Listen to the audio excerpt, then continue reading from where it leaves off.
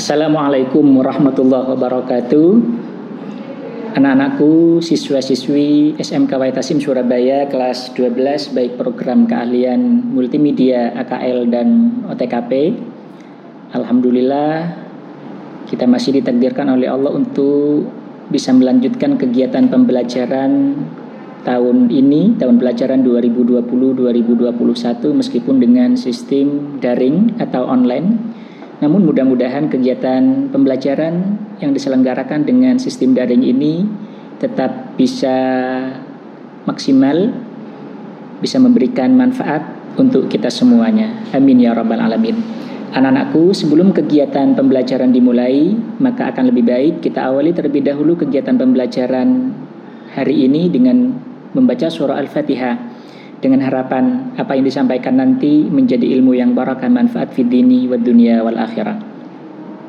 Baik, anak-anakku, kita mulai membaca surah Al-Fatihah bersama-sama. A'udzu billahi minasy syaithanir rajim. Bismillahirrahmanirrahim. Alhamdulillahi rabbil alamin. Ar-Rahmanir Rahim. Maliki yaumiddin. Iyyaka na'budu wa iyyaka nasta'in. Ihdinas siratal mustaqim. Siratal ladzina an'amta 'alaihim ghairil maghdubi 'alaihim waladdallin. Rabbighfirli wa liwalidayya amin. Terima kasih anak-anakku semuanya, mudah-mudahan masih tetap dalam keadaan sehat sehingga bisa mengikuti kegiatan pembelajaran ini dari awal sampai akhir. Anak-anakku kelas 12 baik program keahlian multimedia AKL dan OTKP, untuk pembelajaran pada hari ini yaitu kita mempelajari pendalaman agama Islam yang pembahasannya terkait dengan anjuran Al-Quran tentang toleransi. Mengapa kok di SMK Waitasim dianjurkan untuk mempelajari ayat-ayat Al-Quran yang berhubungan dengan toleransi?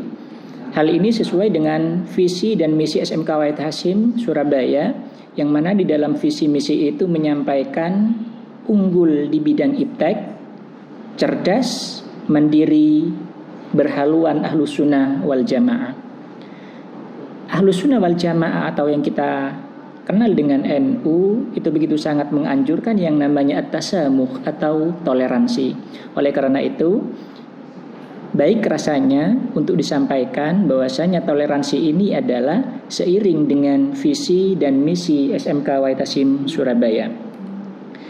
Lalu kemudian yang akan kita bahas pada kesempatan ini yaitu yang pertama adalah membaca Al-Quran surah Al-Kafirun. Lalu kemudian yang kedua Al-Quran surah Yunus ayat 40 dan ke-41. Dan yang terakhir adalah Al-Quran surah Al-Kahfi ayat 29. Sebelum kita melanjutkan pembahasannya, maka tentu kita membaca dengan bersama-sama Al-Quran surah Al-Kafirun, lalu kemudian dilanjutkan nanti dengan ayat-ayat berikutnya. Membaca bersama-sama bisa dilihat nanti di slide PowerPoint untuk ayat-ayat yang dibaca. Baik, kita mulai membaca bersama-sama. A'udzu billahi minasy syaithanir rajim. Bismillahirrahmanirrahim. Qul ya ayyuhal kafirun la a'budu ma ta'budun wa la antum 'abiduna ma a'bud wa la ana abadtum wala antum abiduna ma a'bud lakum dinukum waliyadin. Yang mana arti dari Al-Quran surah Al-Kafirun ini, Qul ya ayyuhal kafirun, kata Allah di dalam Al-Quran, katakanlah wahai Nabi Muhammad, hai orang-orang kafir, la a'budu ma ta'budun, aku tidak akan menyembah apa yang kamu sembah, wala antum a'biduna ma a'bud, dan kamu tidak menyembah Tuhan yang aku sembah, wala ana a'bidu ma abattum, dan aku pun tidak pernah menjadi penyembah apa yang kamu sembah. Lalu kemudian wala antum a'biduna ma a'bud lakum dinukum waliyadin, dan kamu tidak pernah pula menjadi penyembah Tuhan yang aku sembah, untukmu agamamu dan untukkulah agamaku. Ini artinya agama Islam memberikan kebebasan kepada kita sebagai umat Islam untuk bertoleransi di dalam agama. Anak-anakku sekalian, Al-Quran surah Al-Kafirun tidak hanya sekedar menyampaikan saja, artinya saja yang harus diperhatikan, akan tetapi ada kandungan-kandungan yang perlu diperhatikan dan kemudian kita aplikasikan dalam kehidupan sehari-hari. Yang mana di dalam Al-Quran surah Al-Kafirun ada beberapa kandungan. Yang pertama, Al-Quran surah Al-Kafirun ini menegaskan bahwa Tuhan yang disembah oleh Nabi Muhammad SAW dan kita sebagai umat Islam berbeda dengan Tuhannya orang kafir. Demikian pula dengan tata cara di dalam melaksanakan ibadahnya. Makanya Nabi Muhammad selalu menyampaikan berdasarkan Al-Quran surah Al-Kafirun, lakum dinukum, agamamu ya agamamu, agamaku agamamu, agamaku, urusanmu urusanmu, urusanku urusanku. Jangan kemudian mencampur adukan urusan agama dengan agama-agama yang lain. Boleh kita mencampur adukan beberapa hal, misalnya terkait dengan ekonomi, silahkan. Yang penting tidak ada hubungannya dengan akidah, tidak ada hubungannya dengan agama. Itu kita dianjurkan untuk bertoleransi atau bertasamuh. Lalu kemudian kandungan Al-Quran surah Al-Kafirun yang kedua, ini merupakan penolakan tegas yang dilakukan oleh Nabi Muhammad SAW terhadap kaum kafir untuk mencampur adukan antara keimanan dan peribadahan. Lalu kemudian anak-anakku sekalian yang dirahmati Allah, terus bagaimana kita menyikapi atau bersikap kepada orang-orang yang berbeda pendapat dengan kita, berbeda agama dengan kita? Makanya oleh Allah di dalam Al-Quran surah Yunus ayat 40 sampai dengan 41 dilanjutkan, wa minhum may yu'minu bih wa minhum man la yu'minu bih wa rabbuka a'lamu bil mufsidin fakulli amali walakum amalukum antum bari'una mimma a'malu wa ana bari'um mimma ta'malun. Kata Allah di dalam Al-Quran, di antara mereka ada yang beriman kepada Allah, ada juga yang tidak beriman kepada Allah.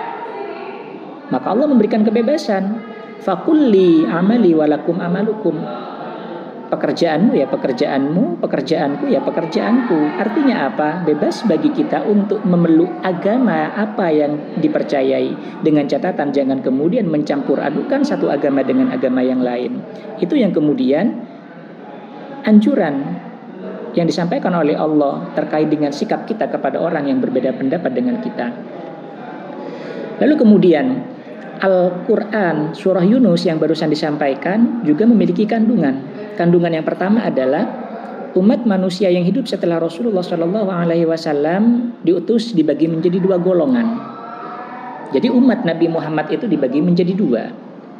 Yang pertama adalah golongan yang beriman terhadap kerasulannya Nabi Muhammad dan kepada kitab suci Al-Quran.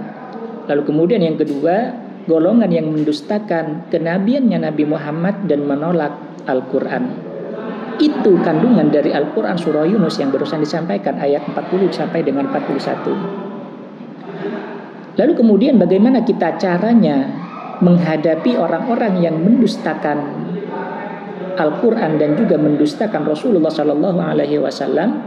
Maka di dalam Al-Quran yang barusan disampaikan juga disebutkan, cara menghadapi orang-orang yang mendustakan, seharusnya orang Islam berpegang teguh dan meyakini bahwa Nabi Muhammad SAW betul-betul utusan dari Allah yang terakhir dan yang membawa Al-Quran sebagai petunjuk dan pedoman bagi kehidupan umat manusia.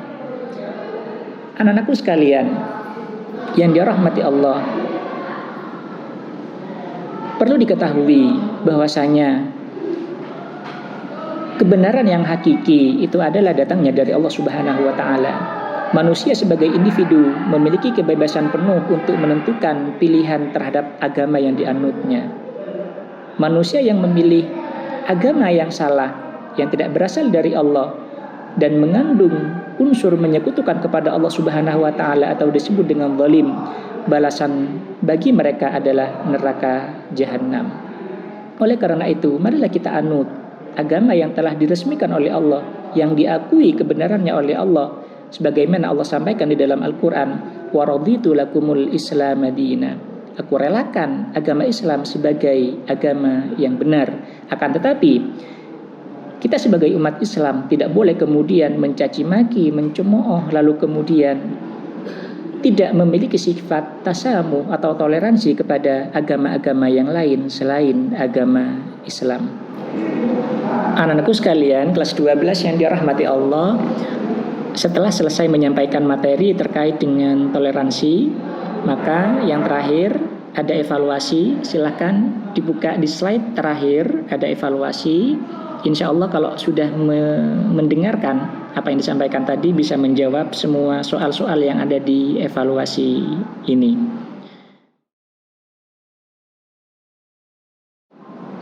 Mudah-mudahan kegiatan pembelajaran daring ini bisa berlanjut di pertemuan berikutnya. Anak-anakku, marilah untuk mengakhiri kegiatan pembelajaran pada hari ini, kita akhiri dengan berdoa bersama-sama kepada Allah Subhanahu wa taala. Mudah-mudahan apa yang disampaikan barusan menjadi ilmu yang barakah, manfaat fi dini wa dunya wal akhirah, dan kita semua diberikan kesehatan oleh Allah Subhanahu wa taala. Amin amin ya rabbal alamin. Kita mengakhirinya dengan membaca surah Al-Asri bersama-sama. A'udzu billahi minasy syaithanir rajim. Bismillahirrahmanirrahim. Wal 'asri innal insana lafi husrin illa alladzina amanu wa 'amilus solihati wa tawasaw bil haqqi wa tawasaw bis sabr. Shadaqallahul azim. Terima kasih. Wassalamualaikum warahmatullahi wabarakatuh.